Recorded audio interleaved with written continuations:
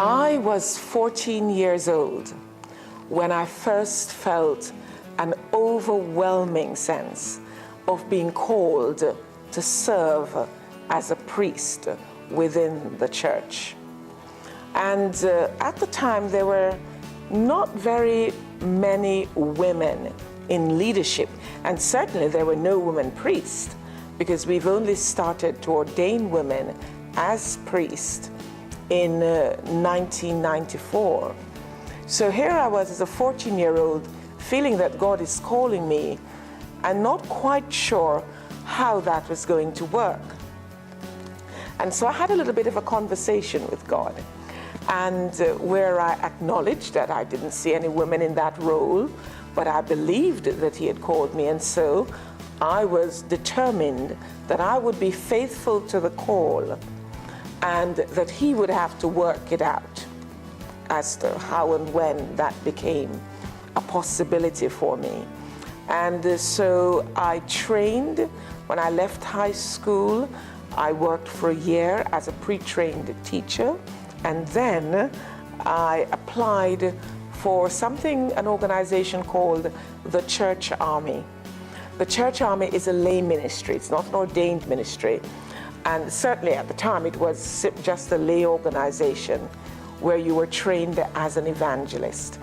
And so I applied for that, was successful in my application, and came here to England to train as an evangelist. And when I was finished, I went back to Jamaica and worked.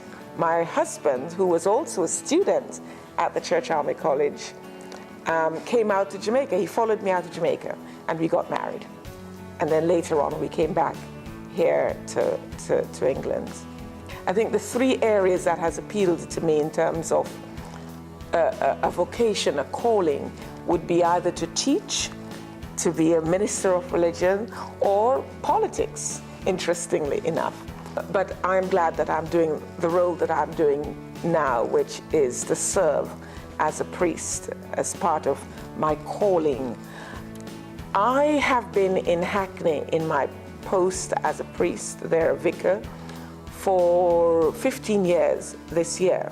So when it got to about 10, 11 years, I remembered thinking, I've done a long stint now in the parish, wonderful parish, very diverse, lots of people from lots of different backgrounds.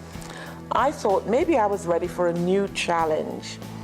And so I started looking around for another post that I could go to, and came across this post, which was being advertised in the church newspapers.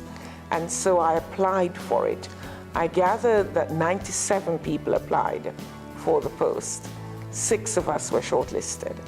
And I am delighted that the Speaker of the House of Commons, who has the last say, decided that he wanted to have me in that post.